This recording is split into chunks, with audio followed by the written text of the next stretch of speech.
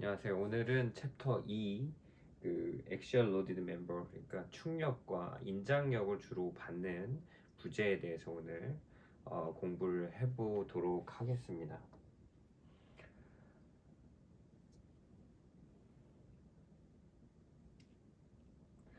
실제 그러면 우리가 여기서 알아야 될 것 중에 하나가 그럼 과연 이 축력을 받는 부제는 어떤 부제가 있는가라는 겁니다. 우리가 굉장히 다양한 그 하중을 받는 것들이 있는데요.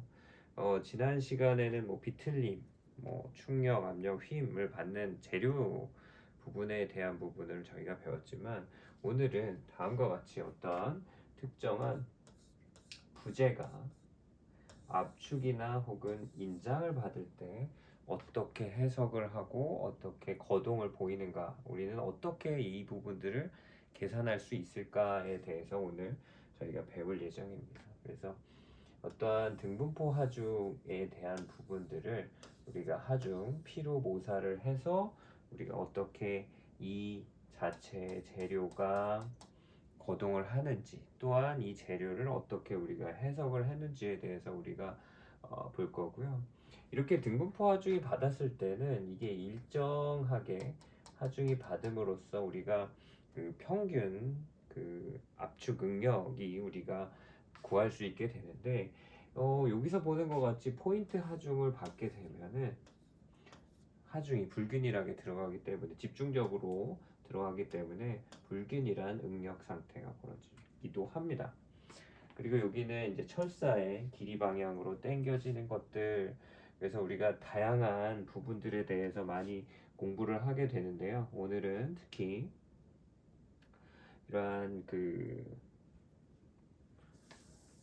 액츄얼 로드를 받았을 때 과연 우리가 어떻게 이 부분들을 해석하고 분석을 할 것인가에 대해서 다시 한번 말씀드리지만 좀 잘 따라왔으면 좋겠습니다. 먼저 저희가 봤을 때 축하중을 받는 부재에 대한 정의가 필요합니다. 여기 보시게 되면 첫 번째 인장과 압축만을 받는 구조적 부재고요. 주로 트러스, 뭐 엔진의 연결봉 혹은 항공기의 지주 등이 있습니다.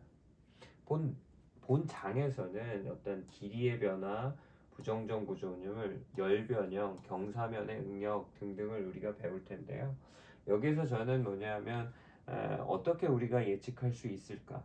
실제 인장 하중을 받았을 때 이러한 그 늘어나는 이런 변이를 우리가 어떻게 예측할 수 있을까에 대해서 여러분들이 충분히 잘 알 수 있을 거라고 저는 생각합니다.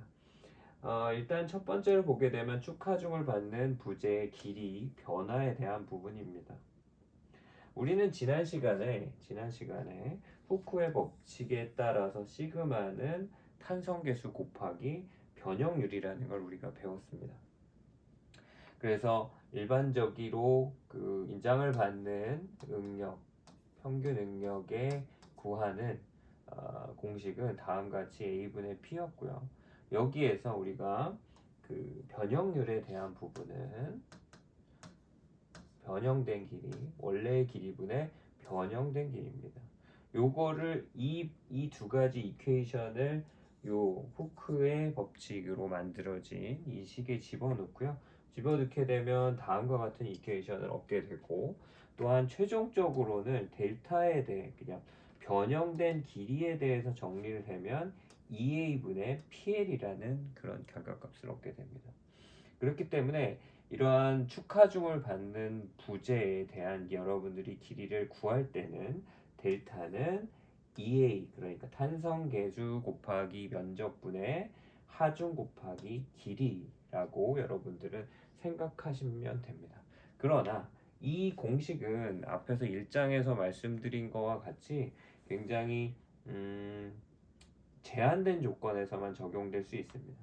보면은 균일 단면 봉에 대해서만 우리가 적용할 수 있고요. 그리고 재료가 선형 탄성일 경우에, 후쿠의 법칙을 따를 경우에만 우리가 사용할 수 있습니다. 왜냐하면 기본적인 조건이 여기 보시게 되면 응력은 탄성계수 곱하기 변형률이라는 이런 공식, 그러니까 후쿠의 법칙에서 나온 이런 공식을 가지고 우리가 활용을 하게 됐는데, 그렇기 때문에 이 후쿠오의 법칙을 반드시 만족시켜야 되고요. 여기서 말하는 EA 값이라는, 우리가 보시게 되면 EA라는 값들은 뭐냐면 축강, 봄의 축강성이라는 이런 명칭을 우리가 부여해서 활용을 하고 있습니다. 그래서 우리가 이제 이러한 다양한, 앞으로 이제 뭐 이렇게 다양한 단면에 대해서도 우리가 배우게 될 텐데요. 결론적으로는 하중 조건이 같다면 우리가 단면적들 부분만 달라지기 때문에 인장 압축만 받을 경우에는 이 공식을 부담 없이 여러분들께서 잘 활용할 수 있는 것이 좀 굉장히 쉬울 거라고 저는 생각됩니다. 그런데 이런 여러분들이 제가 수업 시간에 굉장히 다양하게 얘기하는 것 중에 하나가 뭐냐면, 이제 여러분들이 실제 직업을 얻거나 어떤 전문가들하고 대화할 때는 가장 필요한 부분이 있습니다. 뭐냐면 어떠한 공식적인 명칭들이에요. 그래서 여기서도 굉장히 중요한 명칭이 나오는데요. 스티프니스라는 강성도와 그리고 플렉시빌리티라는 유연도라는 명칭이 나옵니다. 일반적으로 우리가 이제 K라는 강성값은 원래 델타, 그러니까 우리가 델타 변형량분의 하중에 대한 이런 그래프런 공식으로 나타낼 수 있습니다. 그래서 요거를 바꾸게 되면 앞에서 있던 값들을 다 넣어주게 되면 L분의 2A로 우리가 표현을 할 수 있고요. 역으로 유연도의 경우에는 2A분의 L이라는 값으로 표현이 되게 되어 있습니다. 그렇다는 것은 뭐냐면 길이가 길어질 때, 다시 한번 여기 쓰게 되면 K는, 강성 K는 L분의 2A입니다. 요거는 K와 L은 반비례하기 때문에 강성도는 길이가 길어질수록 강성도는 떨어지고요. 실제 탄성계수 혹은 단면적 A가 증가할 경우에는 강성도가 증가하게 됩니다. 이에 반해서 유연도 F는 플렉시빌리티는 2A분의 L이기 때문에 유연 2A 값, 그러니까 단면계수 그리고 단면적이 증가하면 증가할수록 플렉시빌리티, 그러니까 유연도가 떨어진다라는 걸 여러분들께서 아시면 좋을 것 같습니다. 우리가 이제 일반적으로 이제 가장 이제 인장 압축에 대해서 많이 받는 것 중에 하나가 스프링의 거동이라고 할 수 있습니다. 스프링 같은 경우에는 힘을 받는 구조에는 거의 사용을 하지 않고요. 가장 많이 사용하는 것들은 여러분들이 타고 다니는 그런 승용차나 혹은 자동차에 스프링이 들어가게 되는데, 여기에 가장 많이 쓰인다고 볼 수 있겠습니다. 그래서 여기에 발생하는 P는 강성 곱하기 델타라고 우리가 표현될 수 있고요. 그래서 이렇게 강성도는 앞에서 제가 말씀드렸듯이 스티프니스는 F분의 델타분의 P 혹은 F분의 1로 나타낼 수 있고요. 여기서 F는 뭐냐면 유연도죠. 유연도에 대한 부분들을 우리가 역수로 나타낼 수 있는 겁니다. 그런데 여기서도 항상 우리가 잘 봐야 될 게, 스프링의 재료는 선형탄성이라는 거, 스프링의 길이는 응력이 받지 않은 길이, 그리고 이완 길이, 자유 길이라고 우리가 볼 수 있습니다. 그래서 이게 어떻게 보면 가정 조건이라고 볼 수 있죠. 그래서 선형탄성이기 때문에 하중과 신장량은 반드시 비례합니다. 우리가 일반적으로 응력 변형률 곡선을 그렸을 때 탄성 구간이 있고 여기 소성 구간이 존재를 하게 되는데, 우리는 항상 이 부분만, 탄성 구간만 고려한다는 거 잊지 마십시오. 그리고 가장 대표적으로 받는 것들이 케이블이라는 것도 있습니다. 케이블은 우리가 사장교나 현수교 혹은 부유식 구조물의 그런 텐션 레그 시스템으로 굉장히 많이 사용되고, 우리가 육상 구조물에도 굉장히 많은 것을 볼 수 있습니다. 그래서 케이블이 많이 쓰고요. 가장 큰 인장력을 전달할 때 쓰고, 우리가 어떻게 그런데 이제 케이블의 경우에는 압축을 받는 거에는 쓸 수가 없겠죠. 왜냐하면 이제 쓰려면 우리가 굉장히 많이 부족하기 때문에 그러니까 이 부분은 우리가 일반적으로 케이블은 인장 부재라고 우리가 얘기를 합니다. 자, 그러면 여기에서 이제 우리가 그 해줘야 될 것들이 있는데요. 여러분들이 이제 학생들이 여기서 공부를 할 때 이 부분을 굉장히 좀 많이 어려워합니다. 그러니까 이게 막 하중 조건들이 굉장히 복잡해 있다 보니까 이거 나 어떻게 적용을 해야 될지 혹은 어떻게 해야 될지에 대해서 잘 모르는 경향성이 있는데 어, 전 장에서 우리가 기본적으로 델타는 2a분의 pl이라는 이 식을 우리가 활용을 했습니다.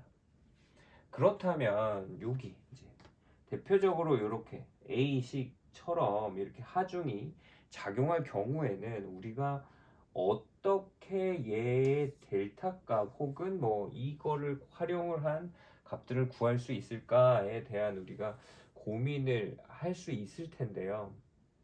이렇게 굉장히 다양한 하중들이 변화할 경우에는 여러분들 잘라서 각각 요만큼 좀 길게 더 길게로 우리가 생각을 해줘야 됩니다. 그렇지 않으면 여러분들 굉장히 어려워요. 자, 그럼 보겠습니다. 여기에서 보면 AB 구간이 있고 BC 구간, CD 구간으로 여러분들 나눠야 됩니다. A, B, C, D로 이렇게 구성되어 있기 때문에 AB 구간은 어떻습니까? 얘에 대한 영향도 받고 얘에 대한 영향도 P, D에 대한 영향도 그러니까 하중에 대해서 다 영향을 받게 되죠. 그렇기 때문에 N1 그러니까 요거를 A 중에서 요 부분을 빼서 N1으로 표현한다면 N1은 어떻게 될까요? PB, PC, PD 이런 식으로 되어 있기 때문에 여러분들은 요 형태로 구할 수 있을 겁니다. 자, 보면 시그마 F, Y는 0 평형방정식을 우리가 활용을 하게 되면 수직의 대완 자, 그러면 보겠습니다. 여기 보면 자,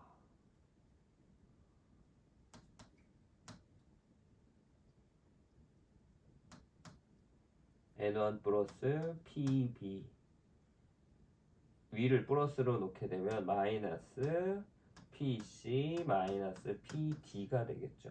그래서 요거를 우리가 n에 대한 식으로 정리를 하게 되면은 n에 대한 식을 정리되면 n1은 PC 플러스 PD 마이너스 PB 이런 형태로 나타낼 수 있습니다.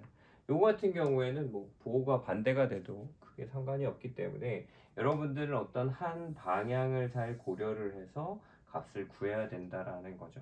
그리고 BC 구간도 마찬가지입니다. 이 BC 구간에 걸리는 거는 이 PB는 영향을 전혀 미치지 못하죠. 그렇기 때문에 N2의 경우에는 PC 더하기 PD라는 값이 나오고요. 그리고 우리가 CD 구간만 볼 경우에는 요걸 잘 봐야 됩니다. 요 밑에 구간만 봐야 되는데 여기서 PC가 영향을 미칠까요? PC는 이 위에 부분만 당겨서 밑으로 당겨주기 때문에 D 부분만 영향을 미치게 됩니다.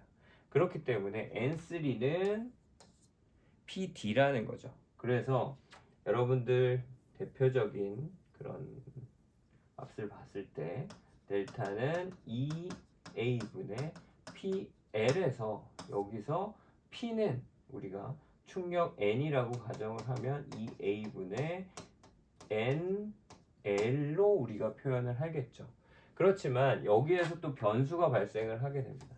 L의 경우에는 이 케이스에서는 L은 요 길이가 될 거고 여기는 B, D의 경우에는 이렇게 짧아지기 때문에 여러분들께서 요거를 각각 이렇게 잘 맞춰서 계산을 하게 하면 실제 델타 총 값들을 우리가 구할 수가 있습니다. 그래서 균일한 단면 부분으로 구성된 봉의 경우에는 단면적과 길이가 같은 형태의 경우에는 실제 우리가 맞춰서 쪼개면 됩니다.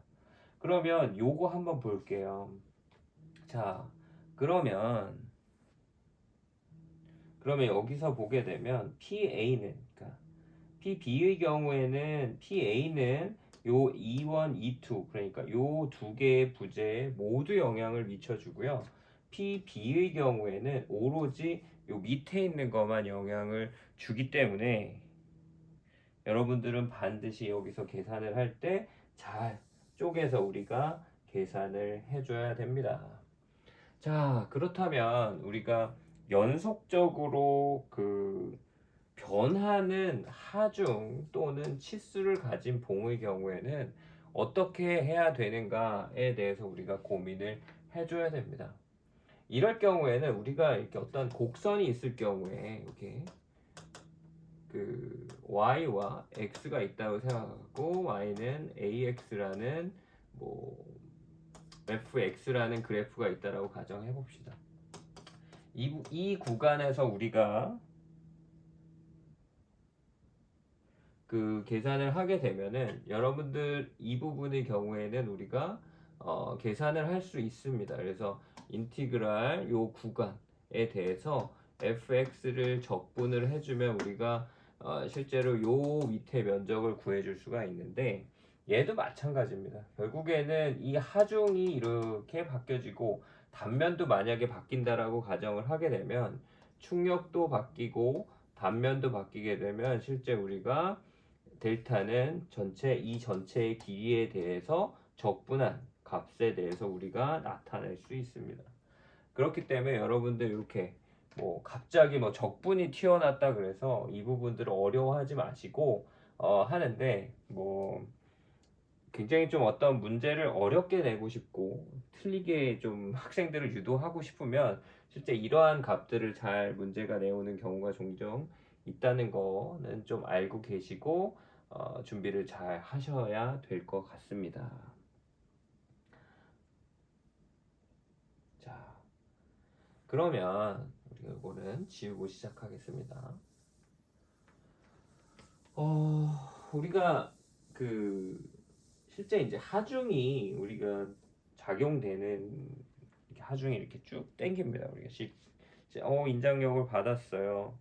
혹은 압축력을 받았어요. 라는 거를 했을 때는 지난 시간에 배운 것처럼 시그마는 A분의 P라는 그런 가장 기본이 되는 이런 식을 활용을 했고 델타는 여기서 활용한 게 2A분의 PL이라는 요 식을 활용을 해서 우리가 길이를 구할 수 있었습니다.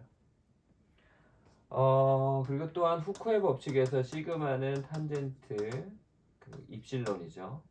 다시 한번 쓰겠습니다. 시그마는 탄성계수 곱하기 변형률에 대한 우리가 요 식을 이게 대표적으로 있기 때문에 그렇다면 이거는 실제 우리가 어떤 특정한 조건에서 쓸 수 있는 그런 식인데 우리가 이제 우리 전공을 하는 사람들 아마 모든 전공을 하는 사람들이 고려를 해야 될 것들이 있습니다. 이 세상 모든 물체는 온도를 받으면 온도가 올라가면 팽창을 하게끔 되어 있고요. 온도가 떨어지면 수축을 하게끔 되어 있습니다. 그렇기 때문에 여러분들이 이제 앞으로 이렇게 굉장히 많은 설계를 하거나 그러니까 시공을 하는 것도 굉장히 마찬가지인데 이 서멀 이펙트에 대해서 반드시 우리가 고려를 해 주셔야 됩니다.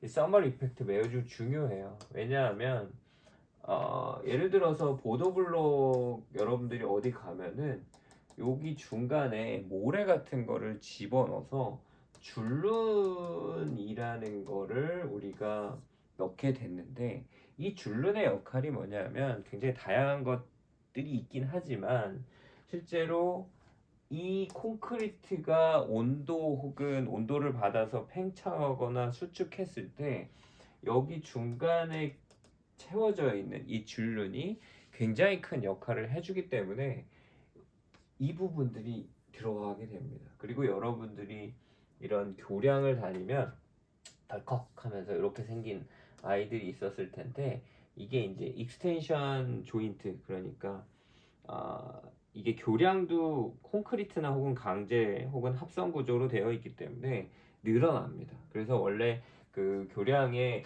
끝부분에는 교대가 있고 교량이 있고, 그 다음에 이쪽도 교대가 있고, 뭐 중간에 교각이 있을 수 있죠. 그렇기 때문에 얘가 이제 앞으로 이제 늘어났다 줄었다 합니다. 그랬을 때 여기에 우리가 완전 픽스를 시켜 놓게 되면은 이게 늘어나고 줄어들 때마다 요 접합 부분에 파괴가 발생을 하기 때문에 우리가 반드시 온도를 고려해서 이런 그 익스텐션 조인트를 우리가 해줘야 됩니다.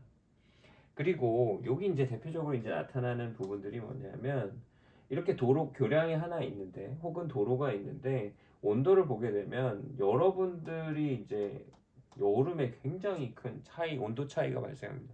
표면은 한 8, 90도까지 올라가는 사례들도 있고요. 요 화면의 경우에는 온도가 많이 올라가지 않습니다. 그래서 두 개가 온도차가 발생을 하기에는 위쪽은 팽창을 하고 아래쪽은 상대적으로 가만히 있기 때문에 그 인장 상태, 압축 상태로 되어버리는 경우가 있어서 균열이, 그러니까 온도에 의한 균열이 발생하기도 하고요. 여기 보시게 되면은 이제 대표적으로 이렇게 균열이 이렇게 발생을 합니다. 그리고 어떨 때는 그 전다 능력에 의해서 요 바닥 부분과 코팅부가 뜯겨 나가기도 하고요. 제가 이제 예전에 이제 해운대 갔을 때 그 보도블록을 그러니까 여기서 앞에서 말씀드린 줄눈을 설치하지 않고 꽉꽉꽉 이렇게 설계를 한 사례들이, 시공을 한 사례가 있었는데, 여름에는 얘네들이 이제 떨어지고요. 그리고 여름에는 이렇게 삼각형 형태로 올라와주고 겨울에는 이렇게 떨어지는 경향성이 있는데, 얘네들 이렇게 살짝 올라와 버립니다. 왜냐하면 여름에 이렇게 온도, 얘네들이 팽창을 하기 때문에 이렇게 삼각형 형태로 떠 있는 경우가 있고요. 떠 있다가 보면 여기가 또 깨지겠죠. 그래서 이게 대표적으로 뭐냐면, 여러분들이 이제 타고 다니는 철도의 레일인데, 이 레일도 여기 이제 침목이라고 하고 여기 이제 페스너들이 있는데, 결속 장치가 있는데, 이게 뭐 완전하게 구속을 시켜, 여기는 뭐 그 도상이기 때문에 완전하게 구속해 줄 수 없습니다. 그래서 이것 같이 이런 글로벌 자굴이 발생을 하기 때문에 반드시 온도는 고려를 해야 되고요. 이 온도에 의해서 발생하는 것을 우리가 summer stress라고 표현합니다. 그래서 어떤 보가 온도에 의해서 팽창하는 부분들이 결국에는 summer stress는 그 변이 곱하기 온도 곱하기 탄성계수, 우리가 기본식이 탄성계수 곱하기 변형률이라고 했는데요. 그래서 뭐냐면 온도 곱하기 변이는 우리가 그 변형률로 우리가 표현을 할 수가 있습니다.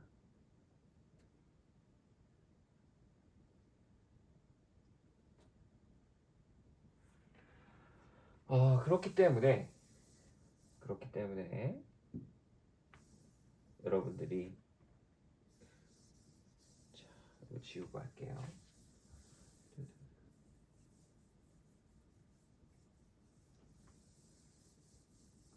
이런 식들을 잘 알고 문제를 푸셔야 됩니다. 자, 안 지워지네.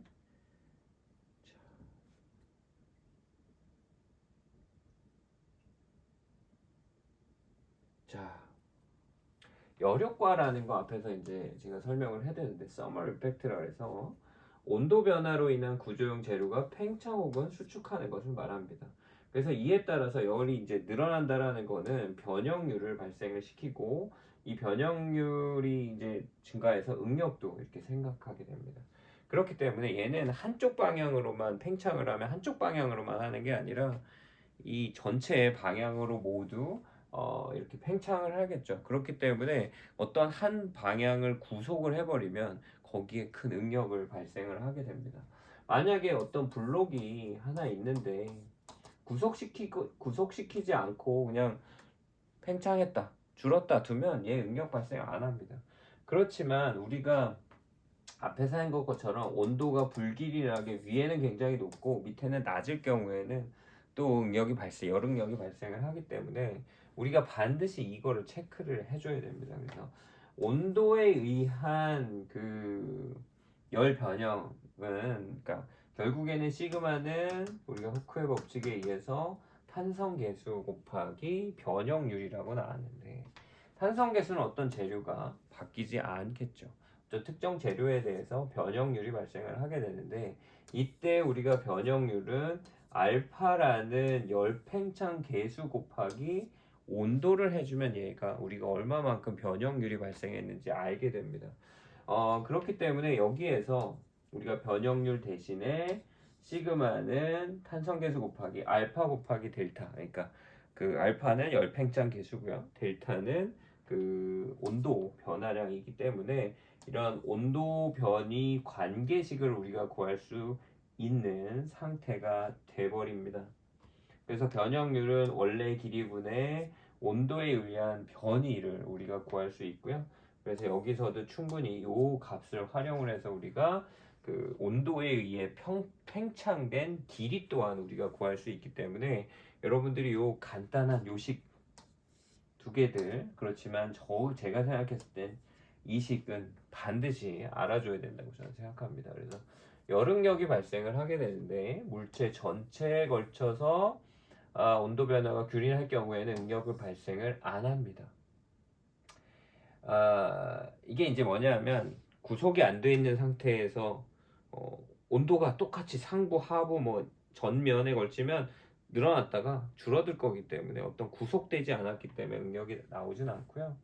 온도 변화가 균일하지 않을 경우에 내부 응력이 발생을 하고, 실제 구조물에서는 자유 팽창이나 수축을 억제하는 지점이 존재해서 온도 변화가 균일하더라도 응력이 대부분 다 발생시킨다면 보기 때문에 여러분들 해야 됩니다. 그래서 우리가 정정 구조물이라는 부분들이 있는데, 여기에서 균일한 온도 변화의 응력이 발생하지 않고 열 변형률만 일으키는 상태가 되고요. 이 상태에서 우리가 쭉 하게 되면, 늘어나게 되면 얘가 좀 바뀌겠지만 그렇다고 응력이 발생하진 않거든요. 그렇지만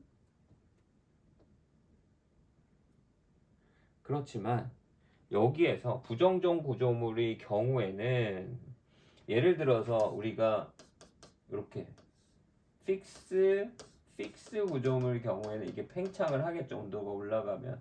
그렇다면 여기에 굉장한 응력이 발생을 하게 됩니다. 그렇기 때문에 응력이 그러니까 전체가 다 받으면 상관이 없는데, 실제 요 가운데 있는 아이들만 받게 되면은 부정정이어도 큰 응력이 발생하기 때문에 우리가 요 부분들은 반드시 고려를 해줘야 됩니다.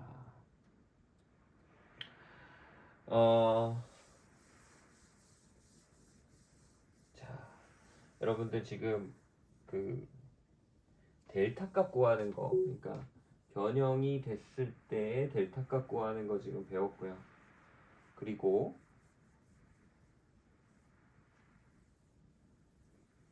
요 부분들은 학생들이 좀 가끔씩 좀 어려워하는 경향성이 좀 있어요. 이게 갑자기 뭐 그 어떤 응력을 우리가 하다가, 그리고 응력은 처음에는 우리가 그 자, 여기서 우리가 아이고 다른 수업에서 썼던 겁니다. 자, 응력은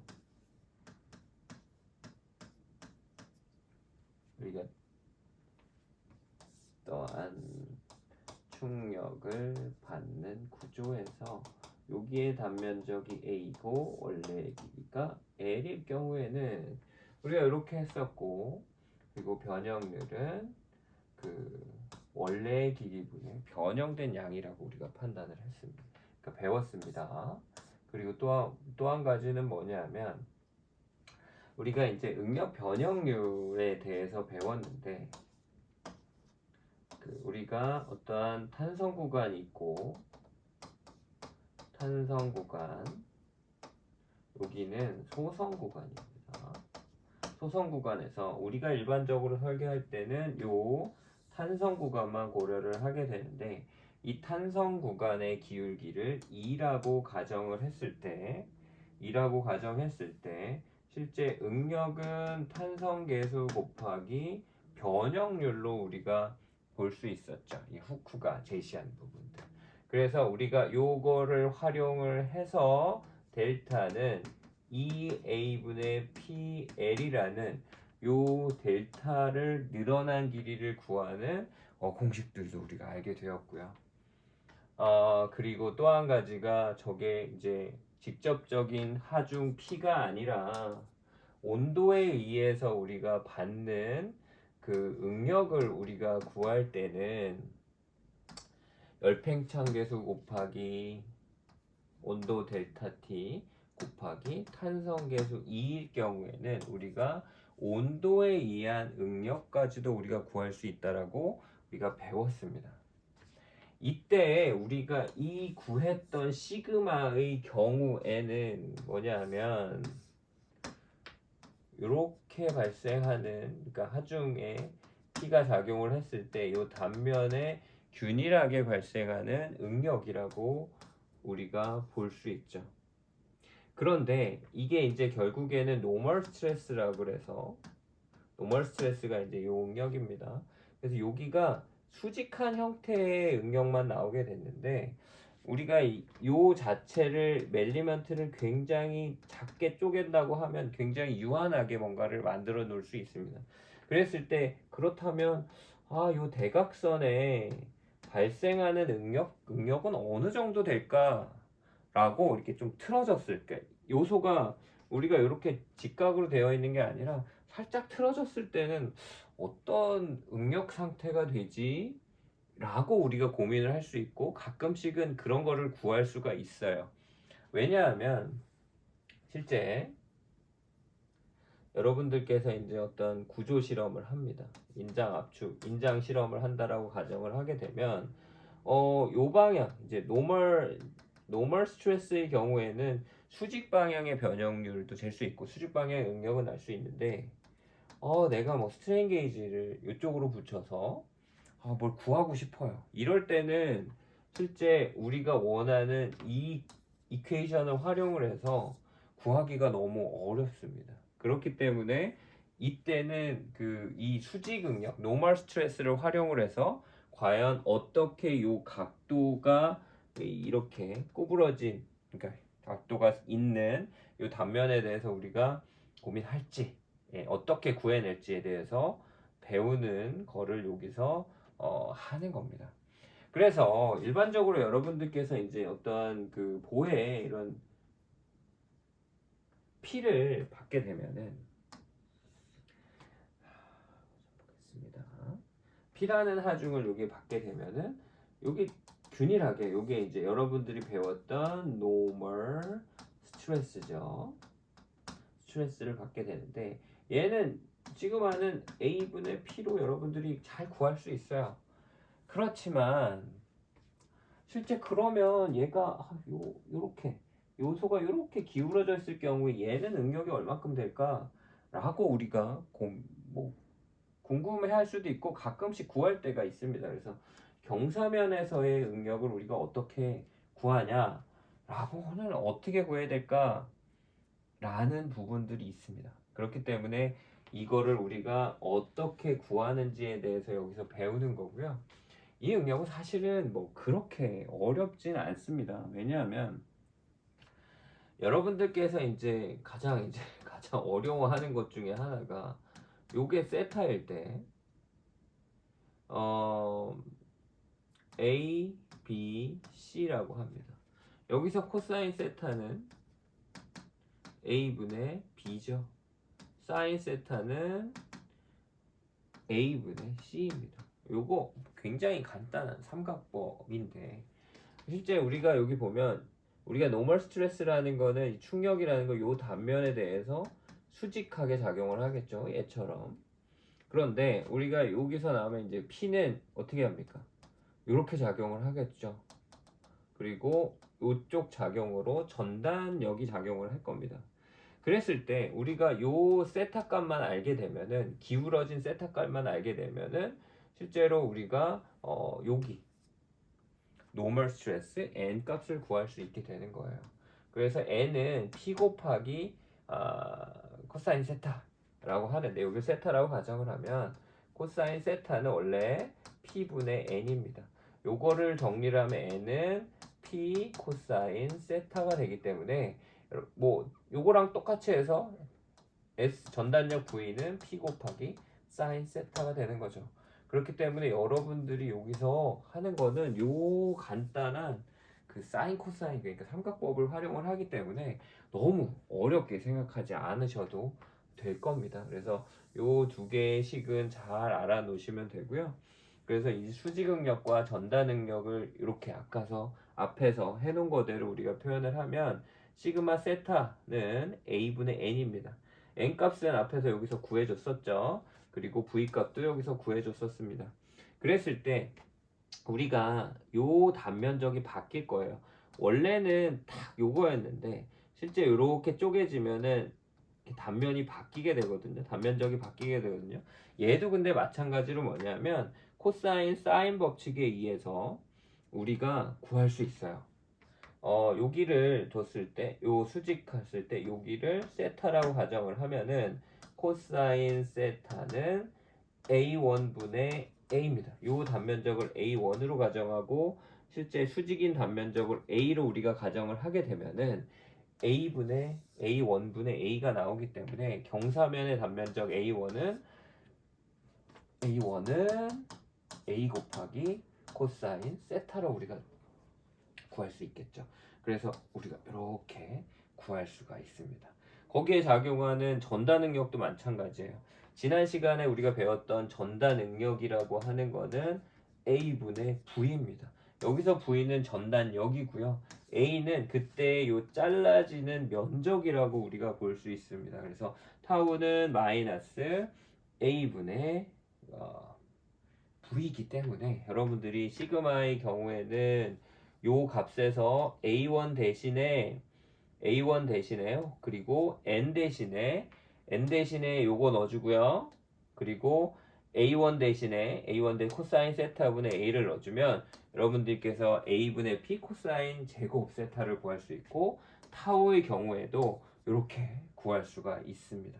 그렇기 때문에 여러분들이 요거만 요 값과 요 값, 그리고 요 값을 그 원래의 식에 대입을 해주면 각도가 몇 도가 꺾이든 상관없이 여러분들께서는 그때 발생하는 수직응력과 그리고 전단응력을 구할 수 있는 이런 식을 얻게 됩니다. 그래서 가끔씩은 학생들이 이 문제를 보면서 이거를 외워야 되려고 노력을 굉장히 많이 해요. 외우려고 노력을 많이 하고, 그리고 나는 이거 유도 못하는데 어떻게 해야 되냐라고 했을 때, 지금 당장은 사실 여러분들께서 이거를 여기에 이제 국부적으로 접근을 해서 외울 필요는 전혀 없어요. 여러분들께서 알아야 될 것들은 뭐냐 하면, 실제 우리가 여기에서 같은 원리를 활용해서 n값과 v값 그리고 삼각법에 의해서 나는 a분의 b고 사인 세타는 a분의 c라는 부분들, 여기에서 똑같죠. 이게 단면적 a라고 A1이라고 가정을 하고 여기를 a라고 하면 코사인 세타는 a1분의 a, 이 값이 그래서 여기서 나오는 겁니다.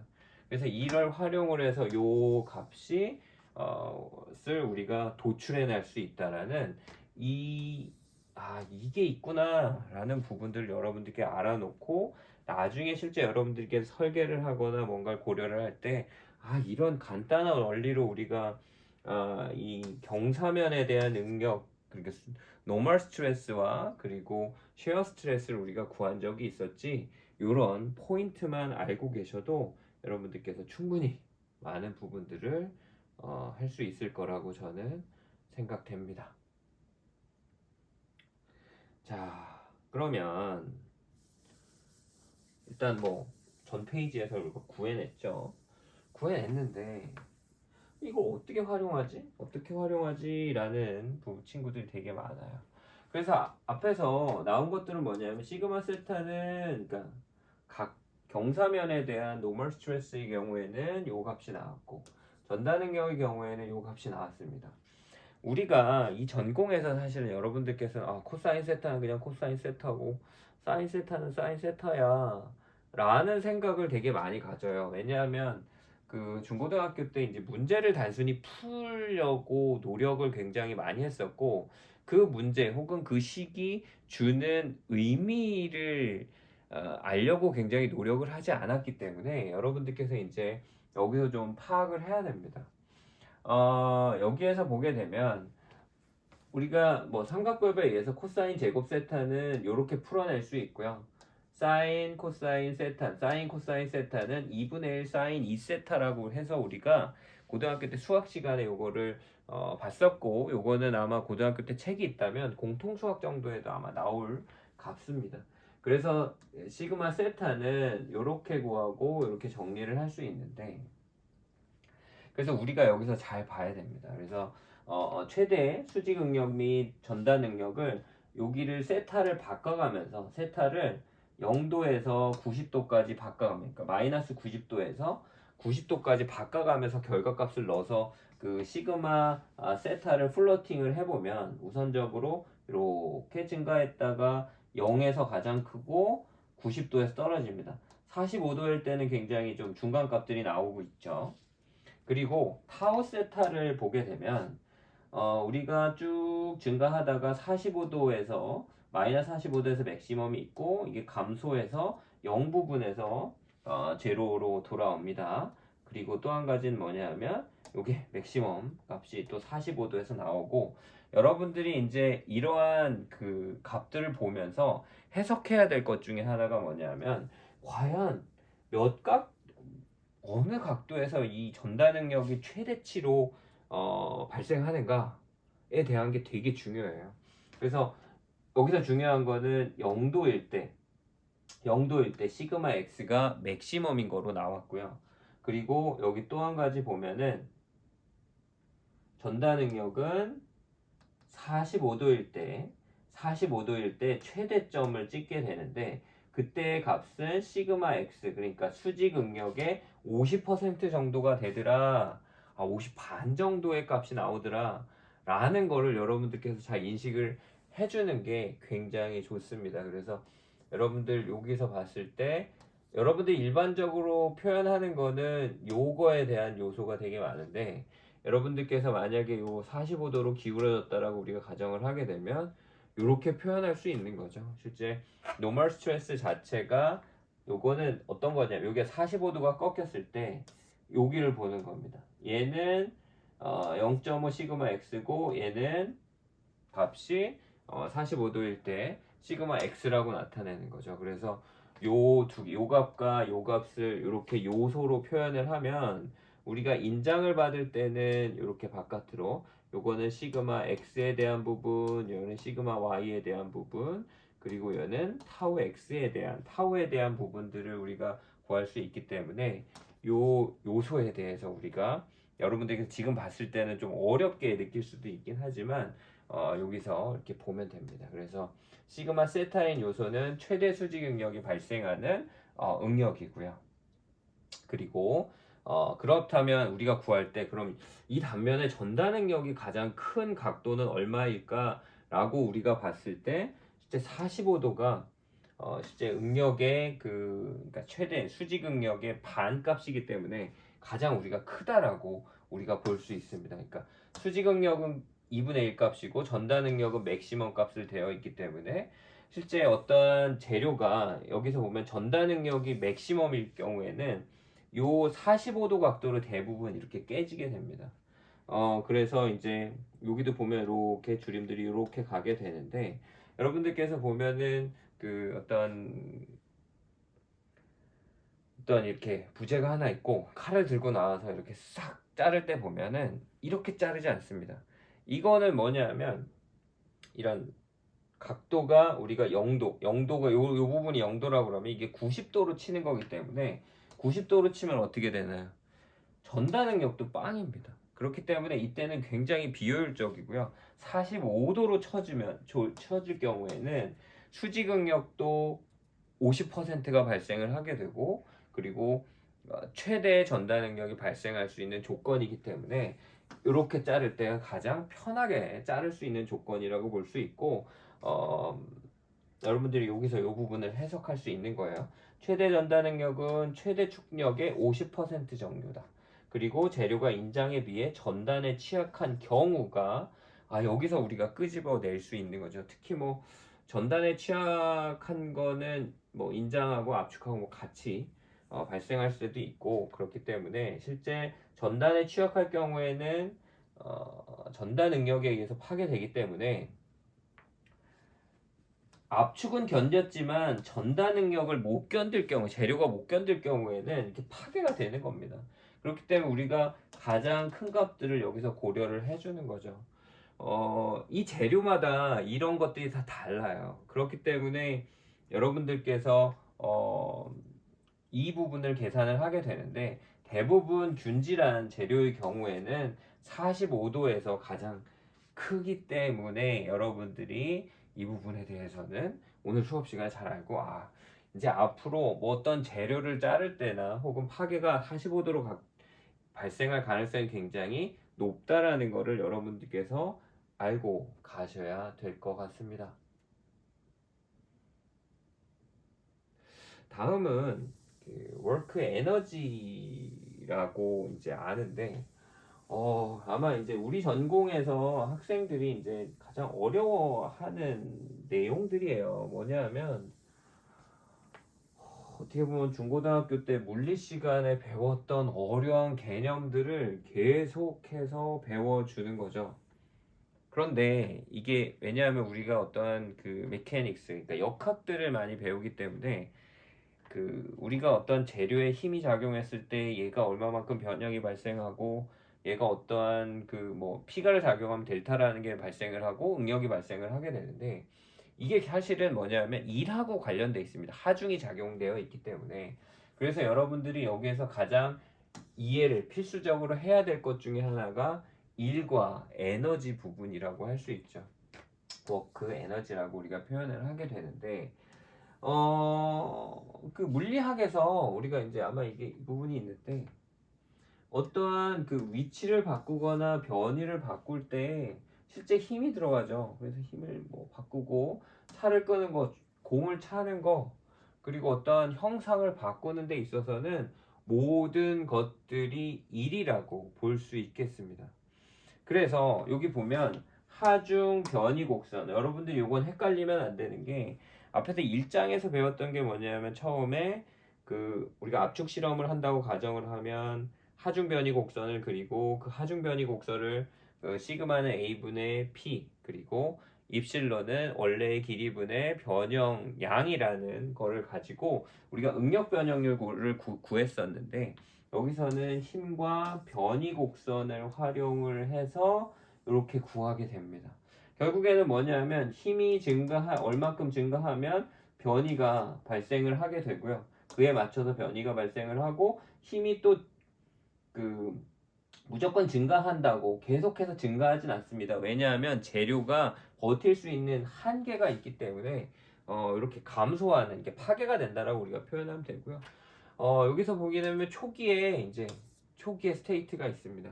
그래서 어떤 가속도를 발생을 하게 되면은 우리가 어떤 파이널 스테이트로 이동을 하게 되는데, 이때 발생하는 부분이 그러니까 변이가 발생을 하게 되죠. 그래서 우리가 힘과 변이로 우리가 나타내면, 이때 워크라는 일은 힘 곱하기 변이를 우리가 워크라고 가정을 합니다. 그래서 뉴턴 미터가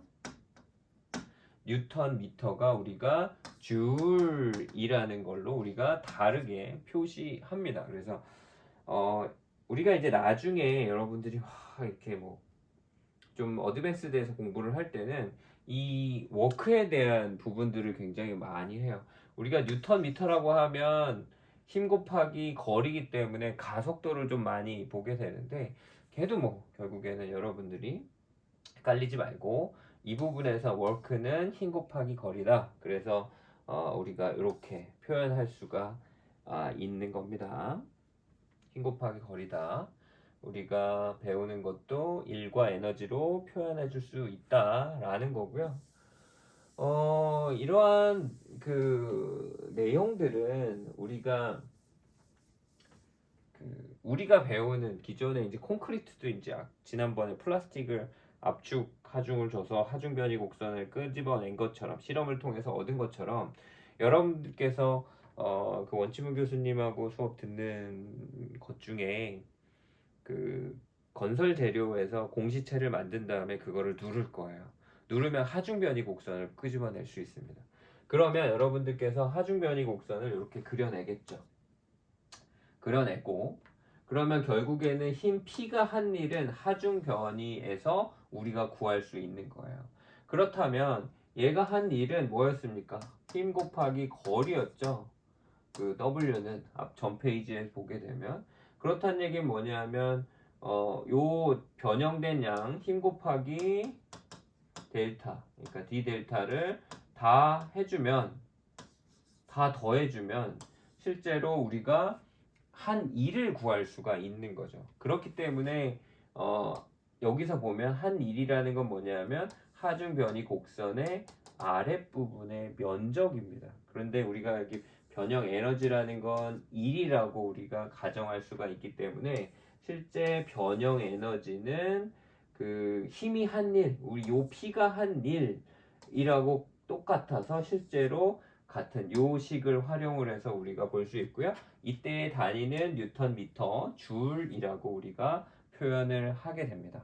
그래서 우리가 탄성 구간만 보게 되면 탄성 변형 에너지고요. 이때는 에너지가 복원된 에너지고 실제 만약에 갔다가 되돌아오지 않는 비탄성 변형 에너지도 우리가 이러한 그 하중 변이 곡선을 활용을 해서 우리가 구해줄 수 있는 겁니다.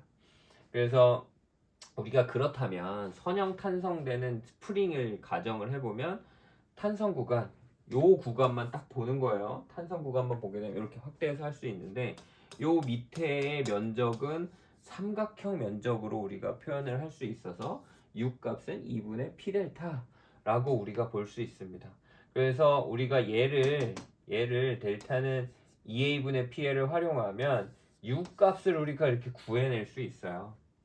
그래서 스프링의 강성도 자체에 대해서 우리가 결과를 넣으면 얘도 또한 U와 그러니까 에너지와 변형 에너지와 이런 그 강성 이렇게 유연도성이나 강성의 이런 걸로 구할 수 있기 때문에 여러분들께서 여기에서 뭐 어렵다라고 계속해서 표현하긴 하는데 그래도 그 힘은 그러니까 에너지는 변형 에너지는 힘 곱하기 델타 요거는 면적이라는 거 잊지 말고 여러분들께서 잘 풀어줬으면 좋겠습니다. 그래서 여기에서 이제 이렇게 수직인 상태 단면이 변하지 않을 경우에는 상관이 없는데 단면이 이렇게 바뀔 경우에는 델타는 우리가 여기서도 시그마는 델타는 2A분의 NL이라고 우리가 했던 것처럼 다 더해줬었는데 얘도 마찬가지로 우리가 요 값을 요걸 활용을 해서 우리가 구할 수 있고요. 이것도 여기 구간 구하고 구간을 전체 구간 그리고 요 구간으로 나눠서 우리가 쪼개서 하게 되면 실제로 우리가 구할 수가 있습니다. 여러분들께서 이렇게 적분식이 나오는 거에 대해서 굉장히 어렵게 생각하는데 이 삼각형일 경우에는 그냥 선 y는 ax 플러스 b라는 요 기본적인 그런 선형식을 여기다 집어넣게 되면 여러분들께서 잘 구할 수 있기 때문에 큰 어려움 없이 아마 도전해보는 게 제가 보기엔 좋을 것 같아요.